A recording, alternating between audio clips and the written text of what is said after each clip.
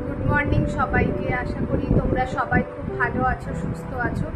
আজকে আমার শরীরটা বিশেষ করে একটা ভালো লাগছে না, কেননা পরপর ষষ্ঠী, অষ্টমী এইগুলো নানা উপোস যাচ্ছে। তার আগে নীল ষষ্ঠী ছিল।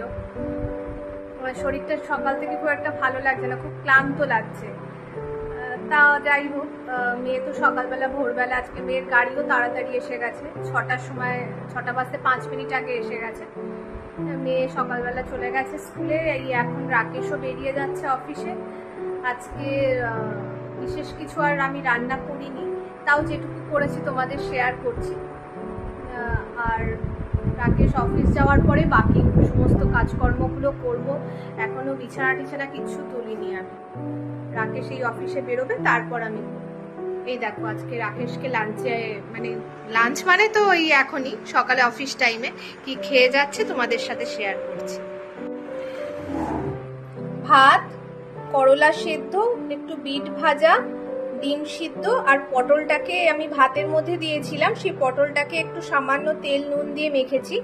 এখানে টক দই, সমস্ত সিড দিয়ে, আর এখানে মাছের ঝোল, আলু দিয়ে, ঝিঙে দিয়ে, বড়ি দিয়ে মাছের ঝোল। আজকে লাঞ্চের এটাই আমাদের মেনু, তাই তোমাদের শেয়ার করলাম। ঠিক আছে, চলো রাকেশ খেয়ে নিক, এখন আবার পরে কথা বলবো।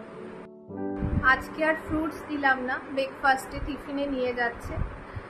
ফ্রুটস অ্যাকচুয়ালি এখনো কাটাই হয়নি, এখনো পেঁপে আছে ফ্রিজে, ওয়াটারমেলন আছে, কিছু কাটা হয়নি। মেয়ে স্কুল থেকে আসার সময় তখন যদি মেয়ে খায় তখন কেটে দেবো। গ্রেপসও আছে ওর, যেটা খাবে কেটে দেবো। আর এখন রাকেশ খাচ্ছে, এবার টিফিনটাও একটু প্যাক করে দিই, পরে আবার কথা। রাকেশ এক্ষুনি নিচে নেমে গেল, নিচে নেমে সঙ্গে সঙ্গে গাড়ি নিয়ে বেরিয়ে গেছে। আমি আস্তে আস্তে দেখছি যে গাড়ি নিয়ে চলে গেছে। আর কি হবে, ঠিক আছে। এই দেখুন মন্দিরের ধ্বজাটা কি সুন্দর উঠছে, হালকা হাওয়া দিচ্ছে, ধ্বজাটা কি ভালো লাগছে দেখতে।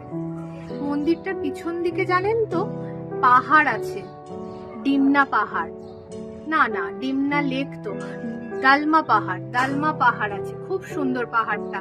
কিন্তু এখন জামশেদপুরে এত বেশি পলিউশনের জন্য একদম ঢেকে আছে, কিছু দেখাই যাচ্ছে না। আপনারা কেউ বুঝতে পারছেন ওর পিছনে পাহাড় আছে? কিচ্ছু বোঝা যাচ্ছে না। ওই ব্রিজটার পিছন দিকটায় পাহাড় আছে, খুব সুন্দর দেখতে লাগে। যেদিনকে কুয়াশা ভাবটা কেটে যাবে সেদিনকে আপনাদের সাথে শেয়ার করব। এত পলিউশন এয়ারে, প্রচন্ড পলিউটেড এয়ার। আর কি বলুন তো, এখানে হাঁটলে না পায়ের তলা কালো হয়ে যায়। মানে আপনি ঘর মুছলেন, কিছুক্ষণের মধ্যেই দেখবেন পায়ের তলা একদম কালো। তো যাই হোক, কিছু করার নেই, থাকতে হবে কর্মসূত্রে। কলকাতাকে খুব মিস করি মাঝে মাঝে। আকাশে কি রোদের তেজ! সকালবেলা এখন 8:30 বাজে, রোদ দেখেছেন কি পরিমাণ রোদের তেজ আকাশে, বাপরে বাপ। আর আমার সমস্ত কুড়িগুলো ঝরে ঝরে পড়ে যাচ্ছে এই গরমে। এই দেখুন, আজও একটা কুড়ি ঝরে পড়ে গেছে। কি করব, 2-3 বার করে জল দিচ্ছি, এসে দেখুন মাটি ভিজে, কিন্তু কুড়িগুলো সমস্ত ঝরে যাচ্ছে। পিস লিলিতে না 3টে কুড়ি এসেছে। এই একটা আপনাদের দেখিয়েছিলাম একদিন, এই একটা, আর পিছনের দিকেও আরেকটা, 3টে কুড়ি এসে গেছে। এবার আমি যাই ঘরে, ব্রেকফাস্টটা করব। এগুলো কাজকর্মগুলো করতে হবে, ঘরটরগুলো একটু ঠিকঠাক, কেননা এখনো কিছুই সেভাবে আমার হয়নি। আজকে ভালো লাগছে না শরীরটা, একদম হচ্ছে শুয়ে থাকি, রেস্ট নিই, ইচ্ছাই করছে না কোনো কাজ করি। কিন্তু কি করব, করতে তো হবে, করার তো আর কেউ নেই। তার মধ্যে কালকে মাসি আসেনি, অনেকটা কাজ আমাকে নিজেকে করতে হয়েছে, প্রচন্ড প্রেশারও পড়ে গেছিল। রান্নাঘর প্লাস ঘর সবই করতে হয়েছে। এবার ব্রেকফাস্টটা করে নিই।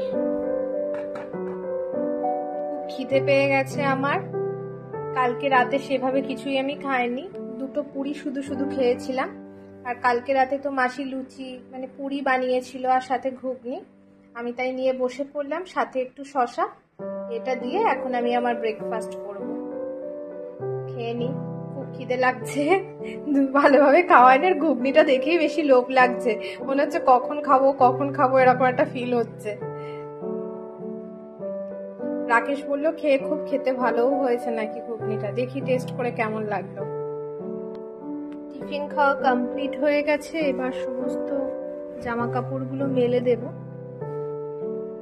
অল্প অল্প করে নিয়ে যাই। হাজার বালতিগুলো নেয়নি, কিছুটা জামা কাপড় বাথরুমের মধ্যেও আছে, সেইগুলো তো সমস্ত পুরোনো জামা কাপড় সব ছোঁয়া লাগা, কিছুটা মাইল ছিলাম, বাকিগুলোকে মেলে দিই। সমস্ত জামা কাপড় মেলে দিয়েছি। আর মাসি আজকেও মনে হয় যথারীতি আসবে না।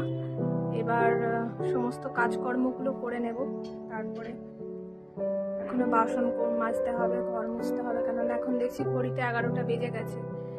সেই কারণে মাসির আসার চান্স খুব কম মনে হচ্ছে, কিন্তু একটা ফোন করেও জানায়নি, এটাই একটা অদ্ভুত ব্যাপার। কিন্তু কিছু করার নেই, করে নিই আমি কাজগুলো। তাড়াতাড়ি কিচেনে এসে সমস্ত বাসন মেজে নিলাম। এক ঝুড়ি বাসন হয়ে গেছিল, এই যে এটাও মেজে নিলাম, কাচের বাসনগুলোও মেজে নিলাম, সব মাজা হয়ে গেছে। গ্যাস ট্যাস পরিষ্কার করে কিচেনটা একদম পরিষ্কার করে নিয়েছি। এবার ঘর মুছে চান করে ফ্রেশ হয়ে নিই। স্নান হয়ে গেছে, সব কাজও ফিনিশ করে নিয়েছি। তার মধ্যে একটা বান্ধবী এসেছিল দেখা করতে, তার সাথেও কথা বললাম। যে বান্ধবীটা আমাদের এই জায়গায় থাকে, এই একই বিল্ডিংয়ে, সে একটু দেখা করতে এলো। একজন বান্ধবী ফোন করলো, তার সাথেও ফোনে একটু কথা বললাম। এই সমস্ত করে স্নান করে ফ্রেশ হয়ে গেলাম। এবার মেয়ে আসবে, মেয়ে আসার পর আজকে পুজো রাকেশ সকালে অফিস যাওয়ার সময় করে গেছিল, সেই জন্য এখন আর আমাকে পুজোর ঘরে কিছু কাজ করতে হলো না। একেবারে সন্ধ্যে ঠাকুর নমস্কার করে নিয়েছি, একেবারে সন্ধ্যে চালার সময় সন্ধ্যে চেলে নেব। টায়ার্ড হয়ে গেছি এত কাজ করে। আজ একটা আপনাদের সাথে গল্প শেয়ার করবো বলে এলাম। আজকে গল্পটা আমি আমার মায়ের কাছ থেকে শুনছিলাম, শুনে এত ভালো লাগলো যে আজকে তো রামনবমীর নবমী পুজো, আজকে বাসন্তী পুজোর নবমী। আমার মা আদ্যাপীঠে যায়, আদ্যাপীঠে ঠাকুরের খুব ভক্ত আমার মা। রোজ মর্নিং ওয়াক করবে, মর্নিং ওয়াক করে আদ্যাপীঠের মন্দিরে যাবে, মহারাজদের সাথে কথা বলবে, প্রণাম করবে, প্রসাদ নেবে, তারপর ঘরে ফিরবে। আজও যথারীতি গেছে প্রণাম করতে। এবার আজকে আদ্যাপীঠে মা দেখছে, কুমারী পুজো হয় আদ্যাপীঠে আজকে প্রায় 2000 কুমারীর পুজো হবে আদ্যাপীঠ মন্দিরে। এবার মায়ের সাথে ঠাকুরমশাই যেখানে মহারাজ, ওই আদ্যাপীঠ মন্দিরের উৎসব মহারাজ গল্প করেছে কেন কুমারী পুজো শুরু হলো, কেন রীতিটা, কেন প্রচলন কিভাবে হলো, এই সমস্ত গল্প করেছে। সেই গল্পের প্রসঙ্গেই গল্প করতে করতে গল্প করলো যে আদ্যাপীঠে যখন প্রথম কুমারী পুজো চালু হয়, অন্নদা ঠাকুর যখন পুজো চালু করে, তখন 8 জন কুমারীকে নিয়ে বোধহয় পুজো করা হতো। সেই সময় সমস্ত কুমারীদের মধ্যে আদ্যা মা আসে, প্রসাদ ভক্ষণ করার জন্য। এসে যে প্রসাদ দিচ্ছিল সেই ব্যক্তিকে বলে যে আমার খুব খিদে পেয়েছে, আগে প্রসাদ আমাকে দাও। কুমারীর বেশে আসে আদ্যা মা, এসে বলে যে আমার খুব খিদে পেয়েছে, আমাকে আগে প্রসাদ দাও, আগে আমাকে দাও। এবার সে যথারীতি লাইনের কিছুটা পরেই ছিল, 3-4 জনের পরে ছিল।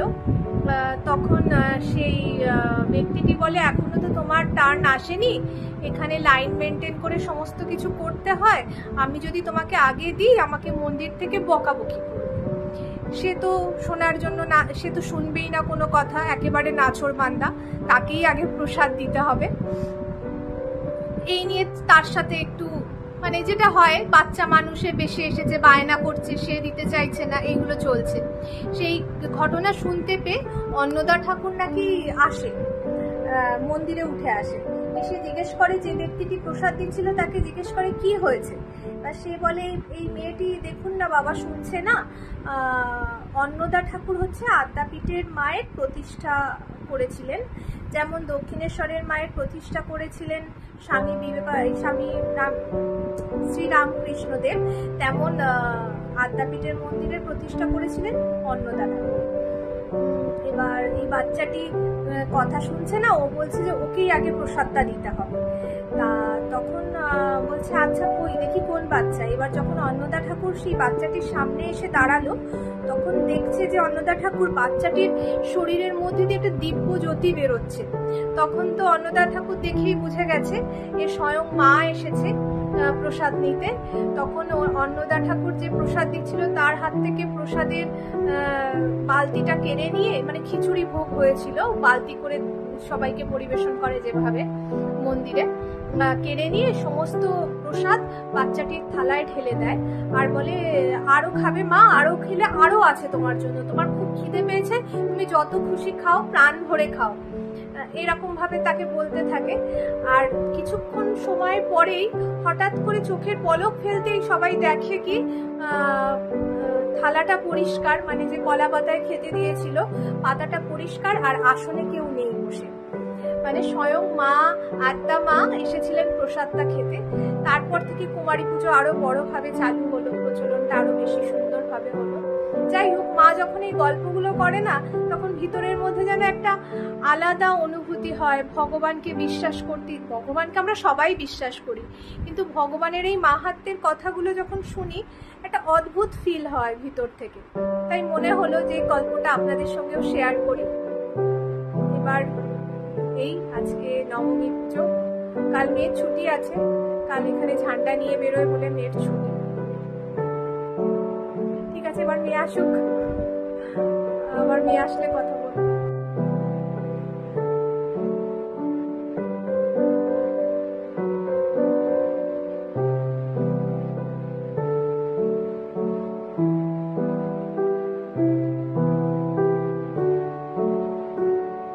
মাসিও এসে গেছে, লৌকি দিয়ে ডাল করতে বললাম, আর স্যালাড কাটবে আর একটু বেগুন ভাজা করবে, আর সাথে রুটি। এই হচ্ছে আজকে আমাদের ডিনার। আর মেয়েও ওইদিকে পড়তে বসেছে, রাকেশেরও আসতে এখনো অনেক দেরি। আর আজকে একটা পার্সেল এসছে, সেই পার্সেলটা এখনো খোলা হয়নি, এইভাবে পড়ে আছে। কি আছে জানি না, মনে হয় এর মধ্যে নাটস আছে। রাকেশ নাটস অর্ডার দিয়েছিল, সেই নাটসটাই আছে। আর দেখুন 3টে ছাতা, আজকে গাড়ি সার্ভিসিং এ নিয়ে যাবে বলে নিয়ে গেল, কেন কলকাতায় যাওয়ার আগে একটু সার্ভিসিং করে নি গাড়িটাকে। গাড়ির পিছনে থাকে আমার এই দাদুর ছাতাগুলো, এইগুলোকে বার করে তাই রেখে গাড়িটাকে নিয়ে গেল, কিন্তু আজকে সার্ভিসিং হয়নি, কালকে হয়তো দেবে। আজকে ওখান থেকে আর সার্ভিসিং করার জন্য গাড়িটাকে নেয়নি। আজ রাম নবমীর শেষ দিন, নবমীর পুজো আজ হয়ে গেল, কাল দশমী। বাসন্তী পুজোটাই তো আগে বাঙালিদের মধ্যে প্রচলন, বাঙালি কেন সবার মধ্যে বাসন্তী পুজোটারই প্রচলন ছিল। আর এখন তো রামচন্দ্রের অকাল বোধন করলো শরৎকালে, তারপর থেকে ওই দুর্গাপুজোটার প্রচলন বেড়ে গেছে। ওই সময় শরৎকালের দুর্গাপুজোটাকেই আমরা দুর্গাপুজো বলে মানি, কিন্তু বাসন্তী পুজোটাই অ্যাকচুয়াল মানে দুর্গাপুজো হিসাবে ধরা হয়। আর এটাও শোনা যায় নাকি বছরে 4 বার দুর্গাপুজো হয়, 4টে সময় বছরে দুর্গাপুজো হয়। জানি না, এইটা আমি ঠিক আমার জানা নেই এই ইতিহাসটা, তবে জানার খুব ইচ্ছা আছে। আপনারা যদি কেউ জানেন আমাকে অবশ্যই জানাবেন। আর এই মন্দিরটা আজকে আলো জ্বলছে, হয়তো কাল থেকে আলোগুলো আর এইভাবে জ্বলবে না, তাই ভাবলাম আজকে আমার ক্যামেরায় বন্দি করে রাখি এই দৃশ্যটাকে, এই সুন্দর দৃশ্যটাকে। কি সুন্দর দেখতে লাগছে মন্দিরটাকে, রাতের অন্ধকারে আলোগুলো জ্বলছে, আলাদাই সৌন্দর্যতা। যাই হোক, আজকের মতো ভিডিওটাকে এখানেই এন্ড করছি। সবাই ভালো থাকুন, সুস্থ থাকুন। আর আমার এই ব্লগটাকে যদি আপনাদের ভালো লেগে থাকে, প্লিজ লাইক করবেন, শেয়ার করবেন, আর আমার চ্যানেলটাকে অবশ্যই সাবস্ক্রাইব করে নেবেন। আজকে রাতের মতো সবাইকে গুড নাইট।